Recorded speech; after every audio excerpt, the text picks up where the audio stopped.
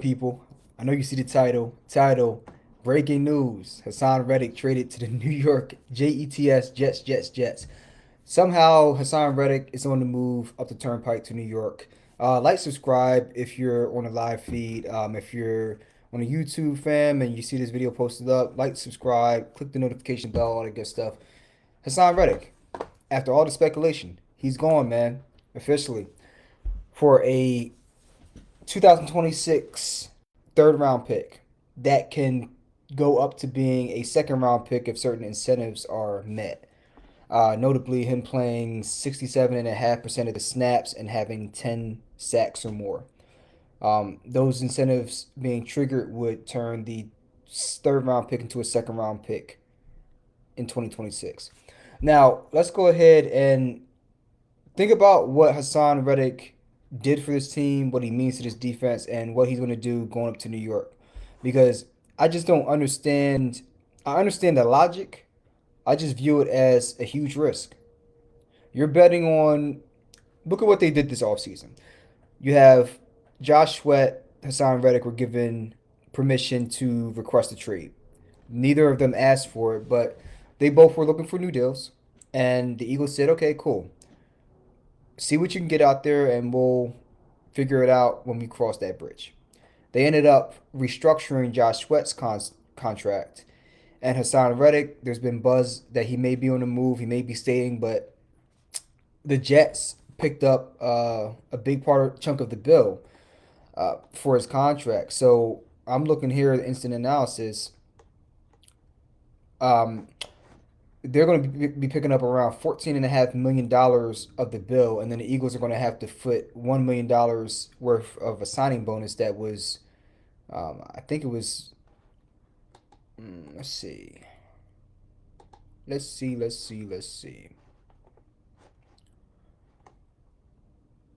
Yeah. So Jets are taking on 14.5 million of Reddick's total compensation for 2024, and the Eagles are taking on a $1 million signing bonus that was due earlier in March. So I mean, you save $14 million on the cap. That's pretty dope. And whatever money you were going to have to give Hassan Reddick for his new deal, because he wanted a new deal in the last year of his contract, you gave to Bryce Huff for 17 million a year. Maybe Hassan wanted 20 million a year, and certainly the numbers would back him up. Even in what was a down year, he still put up 11 sacks, 38 tackles, 11 sacks in a year that he had a couple games where he was out due to injury. He had the thumb injury, he had the cast on his hand, and I think he had it on maybe in a few games where he played with it. But he still gave you 11 sacks. He didn't give you as many pressures, and he had a reduced stat line in a couple of different categories. But I think of note is the coaching last year between Sean Desai and then Matt Patricia, and the whole carousel that we had a defensive coordinator. And you look at how he was used, they dropped him back in coverage an exorbitant amount of times. It didn't really make sense what they were doing in terms of dropping him back in coverage. So that's another reason why he didn't have as many tackles or as many sacks. He might have been able to get up to 16 sacks or 17 sacks like he was the year before if he wasn't dropping in coverage all the time. So here's looking at an article from the Eagles Wire. Instant analysis of Eagles trading All-Pro pass rusher Hasson Reddick to the Jets. All right, so we're looking at Adam Schefter. He reported it earlier today, and here's one thing of note. Okay, the Jets, they didn't want to pay Bryce Huff. We gave him the money he was looking for. They tried to go after Jadeveon Clowney, who signed a 2-year, I believe, $24 million deal with somebody, I don't remember. So they went ahead and said, we still need a premier pass rusher. So they went ahead and got Hasson Reddick. So, I mean, that move makes sense to me. Because think about it. Hasson Reddick, only 29 years old, about to turn 30 years old September 22nd of this year. So he's still a very young player, particularly at the defensive end position. You can be lighting it up for another 2 3 years at a high level. So I think he has more left in the gas tank. I don't think that he was declining because his skills are eroding. I think it was more scheme and fit last year. because you look at Hasson Reddick and you just go down the stats. Don't look at all the speculation, this, that, and the third. Just look at the stats. In the past 4 years, he's done something that few players have done. He's one of four players with 50 plus sacks since 2020. I would imagine that Aaron Donald's another one of them. So like you're in a esteemed category. Um, and I'm reading further. It says Reddick was still productive. He finished the year with 11 sacks, 38 tackles in 17 games, and he recorded digit sacks for the fourth consecutive season, leading his team in that category and tying for 15th in the NFL. Outside of sacks, though, his numbers were poor by his standards. 38 tackles were the second lowest in his career, and he didn't force or recover a fumble, excuse me, after forcing five and recovering three last season.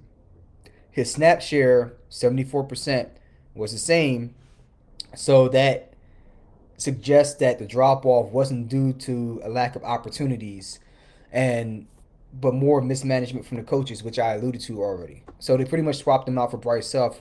Bryce Huff being 26 years old, give him the 17 million versus giving Hasson Reddick, let's say 20 million at 29, going on 30 years old. So the logic is more, in my opinion, an age-based logic, which I mean, look, it makes sense. But you also look at over the last 4 years, Hasson Reddick ranks fourth along among defensive players, all defensive players, not just pass rushers, all defensive players in sacks, 11th in QB hits, 8th in tackles for loss with 51, and ninth in total pressures, 235. He's been hella active and hella effective. And it says he ranked seventh among edge rushers in pass rush win rate in 2024. I would assume that's a typo. It should be 2023. While Huff ranked eighth, so he's right there. So notable stats. Um, the ones I just went over, anyways. And it says, what role will Bryce Huff play? Nolan Smith. I think Bryce Huff and Nolan Smith are what these decisions center around. You're really expecting Bryce Huff to come in and give you the same level of production as you got out of Hasson Reddick, and you're looking for Nolan Smith to step up. Let's say Bryce Huff has maybe not the same. Let's say maybe he has less snaps but as much production. So he might play instead of 74% of the snaps, maybe he plays 50% of the snaps. Maybe a few more snaps on rundowns, but not a whole lot more. And he gives you 10 and a half to 12 sacks. They would be very happy with that. And then if they were able to get another 6 to 7 out of Nolan Smith, I think that's what they would be banking on. You're able to get 20 sacks out of your one side, and then you get however many sacks you're going to get out of Josh Sweat's side. Hopefully, 7 to 11 sacks from Josh Sweat. So the combination of Huff and Nolan Smith would make up for the departure of Hasson Reddick. That being said, I understand cap wise to a certain extent why they're doing this. They're not going to give him a new deal, and if they were going to give a new deal, they wanted to go with a younger guy. Okay, cool. But Hasson Reddick, he's proven. Hasson Reddick, even though he was injured in his hands, he was still able to come back in and get you 11 sacks. He didn't play well down the stretch as well as he wanted to, but neither did the rest of the defense. And again, a big portion of that wasn't due to lack of burst or erosion of skills. I think a big portion of it was due to them dropping him back in coverage inexplicably, um, time and time again. So I don't know how you replace that leadership, that production, and just in my estimation, from what I've seen, I think he has another 2, 3 years of all pro level play. So I don't understand why they wouldn't just pay him um, now. So let's say you give him an extension where the money is spread out over the next 3 years.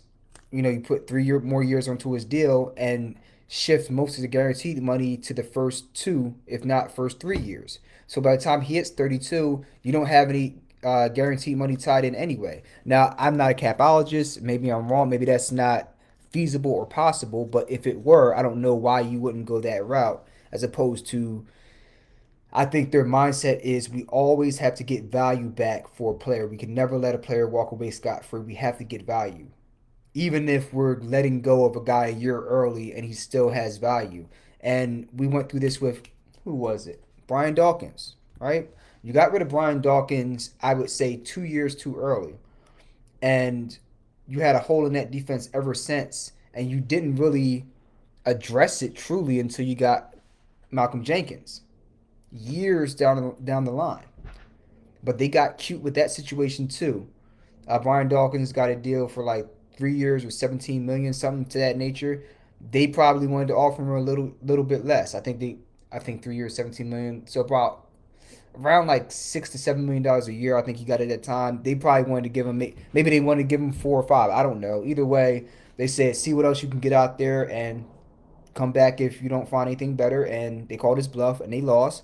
Now, he still had, I would say, at least one very, very productive season when he went out to Denver. And the second one was solid, and then he retired after. But the Eagles defense suffered very badly from that.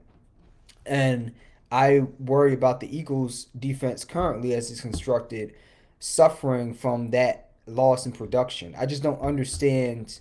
To me, it would make more sense keeping him for one more year and then trying to give him an extension after the end of this year. And if you can't come to an agreement, then you let him walk. Let him go and get the money he wants to get elsewhere and just say, hey, we didn't get a third round pick 2 years from now out of it, but it is what it is. To me, whatever player you'll be able to get with that third round pick, possible second round pick, won't be able to bring the impact that Hasson Reddick did.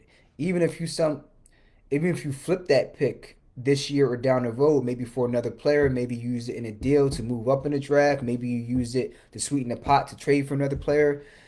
Um, if you do, it better be a good player from an NFL team. It better be a great player in the draft that you're getting in return for letting Hasson Reddick go during a Super Bowl worthy year, in my opinion. You're on the cusp of the Super Bowl. You do have to keep an eye towards the future, but not this much. When you have one of the elite pass rushers in the league, who's still, again, he's only 30 years old, but only about to turn 30 in about like 4 or 5 months or so, or yeah, 5 months, five and a half months he'll be 30.